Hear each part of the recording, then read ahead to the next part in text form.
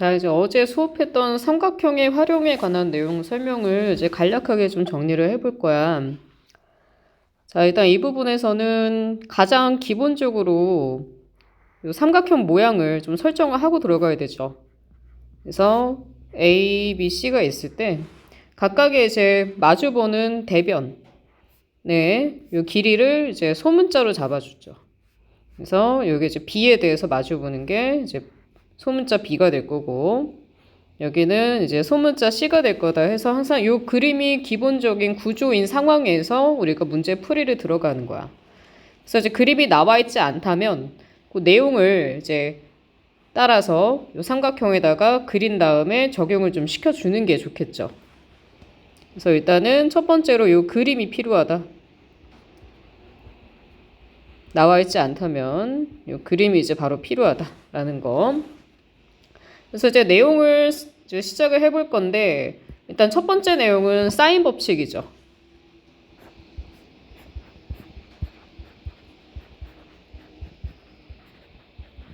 자, 사인 법칙의 기본 원리는 원이 있고,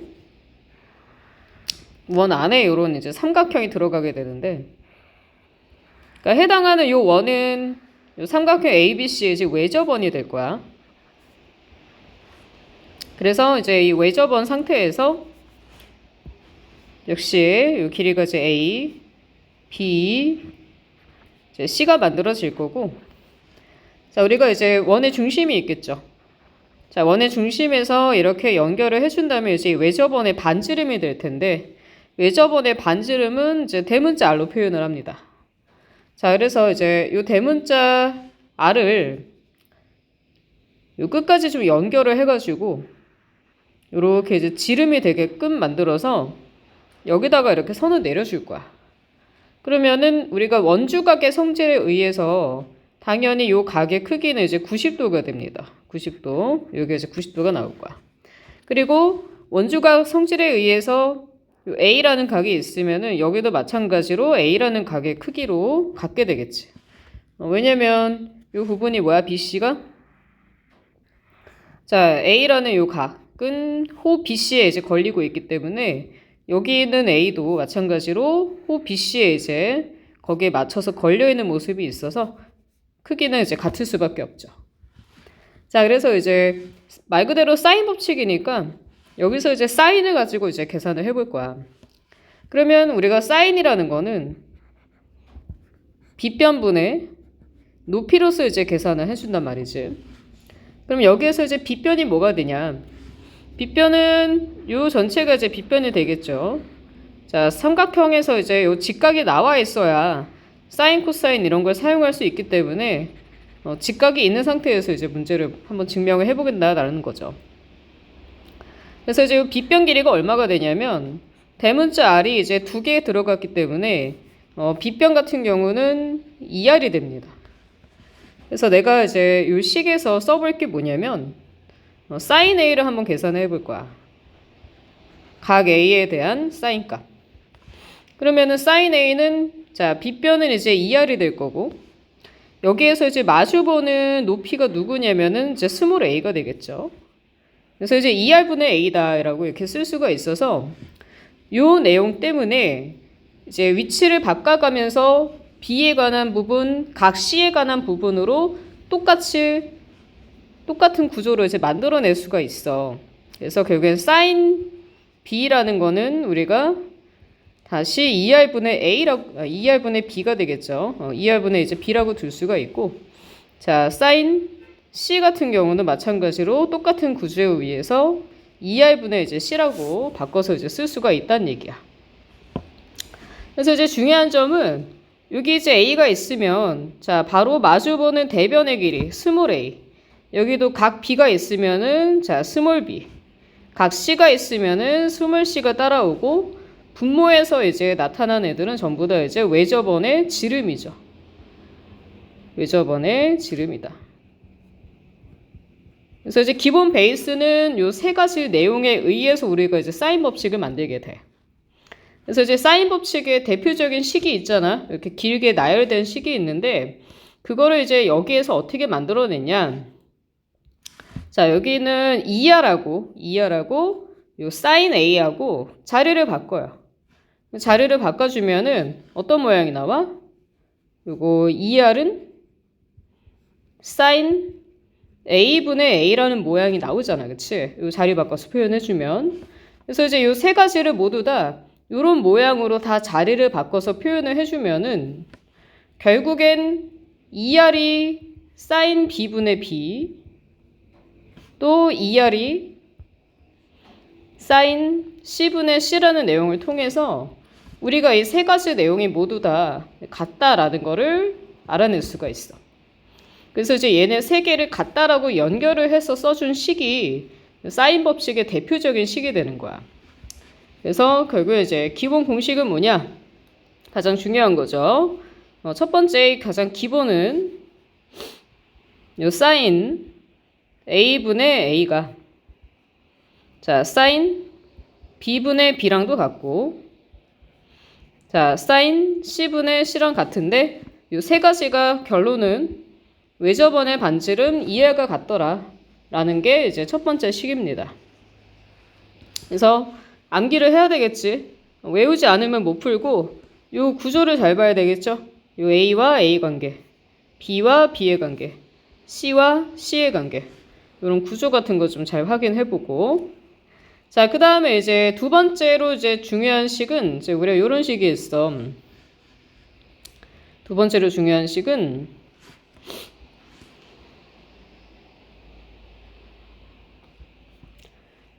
자, A 대 B 대 C가 sin A 대 sin B 대 sin C랑 같다라는 내용이 있어요. 이렇게. 자, 여기서 이제 왜 중요하냐? 요 A 대 B 대 C라는 건 뭐냐면 세변의 길이잖아. 그치? 말 그대로 세변의 길이의 B는 사인을 씌운 값으로 표현할 수 있다. 사인 값, 그 해당하는 각에 대한 사인 값으로 표현할 수 있다. 라고 해서 이제 굉장히 중요한 내용 중에 하나인데, 뭐 만들어진 거는 그냥 아주 간략하게만 그냥 얘기를 하자면은, 여기 아까 이제 이렇게 풀어놓은 거에서 요거, 요 사인 A를 이쪽으로 넘겨볼 거야. 그러면은 A라는 게, 2R에다가 사인 A를 곱한 것과 같죠. 그 다음에 얘도 넘겨보면은 자 B라는 거는 2R에다가 sin B를 곱한 것과 같더라. 또 C는 자 2R에다가 sin C를 곱한 것과 같더라 라고 둘 수가 있을 거야. 이렇게. 그래서 당연히 어때? 요 A랑 B랑 C랑 B를 세워주면은 얘네가 2R sin A 대 자 2R sin B 또 2R sin C 이렇게 만들어지면서 이 2R이라는 부분을 다 약분 처리를 할 수 있기 때문에 최종적으로는 sin A, sin B, sin C만 남게 된다는 얘기지. 그래서 이제 나타난 공식이니까 너희가 해줄 거는 암기죠.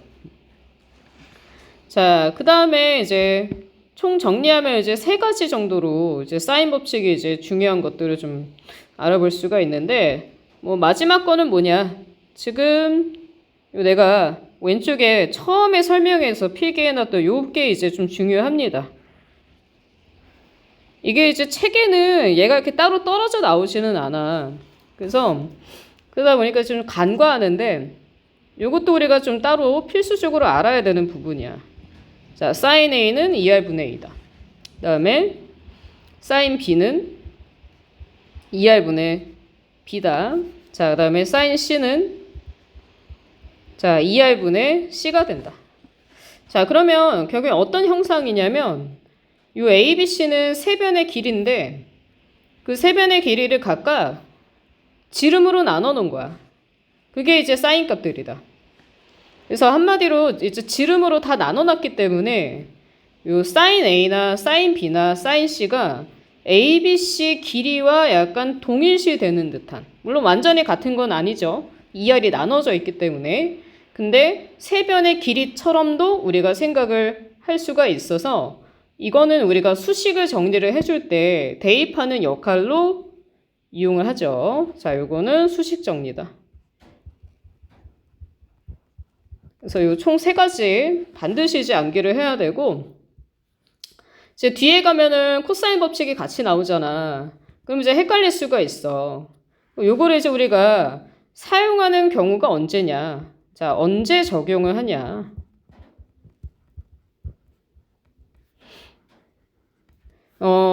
가장 큰 경우는 뭐냐면, 이제 막 각이랑 변이랑 이런 게 여러 가지가 나오잖아. 이런 삼각형 기준으로 해서 이제 문제를 풀다 보니까 뭐 A라는 각, B라는 각, C라는 각을 알려줄 수도 있고, 이런 길이들을 갖다가 알려줄 수도 있는데, 보통 각이랑 변의 길이를 좀 같이 알려주는 편이야. 근데 요 알려준 각의 크기 있죠? 각. 알려준 각의 크기가 알려준 변의 길이의 사이에 끼어 있는 각이 아닌 경우에, 얘가 끼인 각 역할이 아닌 경우에, 그런 경우에 무조건 항상 사인 법칙으로 문제를 풀어가게끔 연결이 되죠. 그래서 자, 중요한 거지, 그치? 자, 뭐라고? 적용하는 경우는 이게 끼인 각의 역할이 아닌 경우에만 적용을 해준다. 이렇게 좀 이해를 해주면 될 거야. 자, 그래서 자, 우리가 이제 사인 법칙 요 세 가지 내용 반드시 암기를 좀 해줘야만 돼. 자, 그 다음에 이제 두 번째는 코사인 법칙을 한번 이어서 설명을 해볼게. 우리 코사인 법칙은 종류가 이제 두 종류가 있어요. 하나는 일반 코사인 법칙이고, 이 코사인 법칙식을 변형을 해놓은 변형식. 그래서 이제 두 가지가 있고, 요거는 증명 과정이 이제 약간은 복잡합니다. 그래서 증명은 좀 생략을 할게. 사인 법칙 했던 것처럼 증명은 좀 안 하고 넘어가고요. 바로 이제 공식을 이제 우리가 들어가게 되면은 이제 역시 이제 요 그림이 이제 기본 바탕으로 해서 이제 너희가 암기를 해줘야 하는데, 어떤 알파벳을 외운다기보다 변의 위치와 각의 위치에 대한 구성이 어떻게 이루어지는지를 암기를 해줘야 될 거야. 자, 그래서 일단 공식은 이제 A라는 거를 한번 이제 예시로 좀 잡아주면은, A의 제곱을 우리가 계산할 수가 있는데, 요거는 B제곱과 자, C제곱을 더한 다음에 빼기 2BC, 그리고 뒤에 이제 뭐가 붙냐면은 코사인 A가 따라와서 붙어요. 그래서 이제 코사인 법칙이 되는 거야. 그래서 우리가 이제 요 형태의 식은 언제 사용하냐? 얘는 이제 한마디로 이제 변의 길이를 찾을 때 사용을 해주는데, 변의 길이 반드시 이제 요런 A라는 각, 나와 있는 이런 각 있죠? 요런 각이 이제 끼인 각이 있을 때,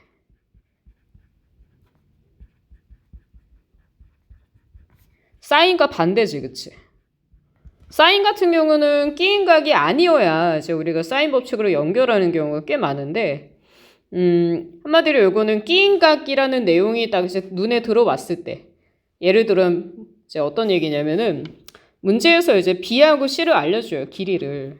근데 B하고 C 사이에 누가 끼어 있냐면 A가 끼어 있잖아, 그치? 그래서 이제 C도 알려주고 A라는 크기도 알려주고 B라는 크기도 문제에서 알려주는 거야. 이렇게 세 개 알려줬을 때 얘가 정확하게 알려준 정보에서의 끼인각 역할을 하니까 그때 우리가 코사인 법칙으로 적용을 해주는 거야. 그러면은 알려준 C라는 길이 A라는 각의 크기, B라는 길이 가지고 찾을 수 있는 게 뭐가 되냐면, 요 A에서 마주보고 있는 A의 대변, 스몰 a를 찾을 수가 있다. 그래서 이제 스몰 a가 쓰여진 요 식의 모양을 좀 확인을 해보면은 그냥 온 게 아니라 이제 제곱이 붙었다라는 거 조심해주고, 자, 여기 B하고 C도 마찬가지로 이제 제곱이 맞는데, 여기까지만 보면은 딱 어떤 느낌이냐면 약간 피타고라스 같은 느낌이 나지? 이게 기반 베이스가 피타고라스예요. 그래서 피타고라스 같은 모양이 쓰여져 있다가 뒤에 이제 마이너스 2bc라는 게 붙어.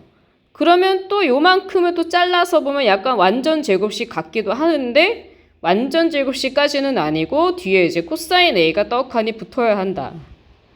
자, 그래서 이제 구조가 뭐냐? 지금 내가 a를 구해야 되잖아. 그러면은 요 코사인에 놓는 각이 똑같이 a가 따라오는 거야. 그 다음에 나머지 부분들은 어때? A가 한 글자라도 안 나왔지 지금. 다 B하고 C를 가지고 놀고 있죠. 그치? 그러면 이 B, C는 뭐냐면은 A를 끼인 각으로 만들게 해주는 그런 양쪽 옆에 있는 변의 길이다. 그래서 내가 만약에 이제 A를 찾아야 한다. 이걸 찾아야 한다 그러면은 얘를 제외하고 나머지 남아있는 것들로 완전 제곱식의 모양처럼 써서 계산을 한 다음에 그 찾으려는 변의 길이에 대한 대각이죠. 이 대각에 대한 이제 코사인 값으로 이제 계산을 해줘야 된다. 이런 얘기고, 계산상에서의 조금 주의사항이 뭐가 있냐면, 사인은 신경 쓸 필요가 없는데, 코사인 같은 경우는 지금 얘가 2, 4분면에서 마이너스야. 왜냐면 코사인 자체가 삼각함수에서 x값이기 때문에 2, 4분면에서 마이너스란 말이야. 그래서 이 a가 90도보다 큰 둔각이 되면은 이 음수가 돼요. 코사인 값이. 그래서 이 부호가 이제 플러스로 바뀌어야 되는 그런 상황이 이제 계산에서 나올 수가 있어. 우리가 이제 사인만 계산하다 보면은 자꾸 사람이 플러스만 생각하거든. 그래서 이거 코사인 계산할 때는 그게 좀 주의사항이 있다라고 좀 이해를 해주면 되고, 그럼 이제 구조를 익혔으면 다른 거는 굳이 알파벳으로 외워놓지 않아도 우리가 써볼 수가 있겠죠. 뭐 예를 들면은 내가 B제곱을 찾을 거야. 자, 그럼 어떻게 하면 돼? B 빼고 A랑 C 남은 거 가지고 하는 거지. A제곱 쓰고 C제곱 쓰고 2AC 간 다음에 곱하기 뭐가 되는 거야? 코사인, 이건 이제 B가 와주면 될 거고. 또 C도 해볼까? 자, C제곱은 A제곱 쓰고 B제곱 쓴 다음에 2AB 쓴 다음에 곱하기 코사인, 여기서는 C가 와주면 되겠죠. 자, 그래서 이제 중요한 건 뭐냐? 끼인 각의 경우에 이제 이걸 적용을 한다. 그리고 끼인 각이 나왔는데 내가 어떤 변의 길이를 찾아야만 돼. 자, 그럴 때 이제 이런 코사인 법칙으로 좀 먼저 적용을 한다라는 거를 외워주면 되겠죠. 외워야 돼, 여기는. 그래서 이제 이게 코사인 법칙이고, 이 녀석을 이제 변형을 한단 말이야.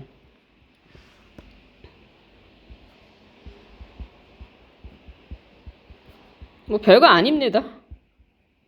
변형인데, 변형은 요거 가지고 한번 보여줄게. 지금 이제 A제곱이 B제곱 더하기 C제곱에서 빼기 2BC 가고 곱하기 코사인 A야.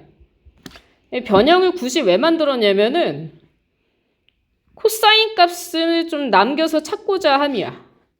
그래서 이제 한쪽에 요것만 남기는 형태로 이제 정리를 해줄 거라서 양쪽에 이제 얘네끼리 자리를 좀 바꿔줄게. 이렇게. 그러면은 왼쪽이 이제 2BC 곱하기 코사인 A가 되고, 자, B제곱 더하기 C제곱에 빼기 A제곱이다. 이렇게 오겠죠.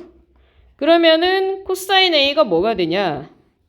2BC분의 B제곱 C제곱 빼기 A제곱이다 라고 딱 쓸 수가 있어. 요게 공식입니다.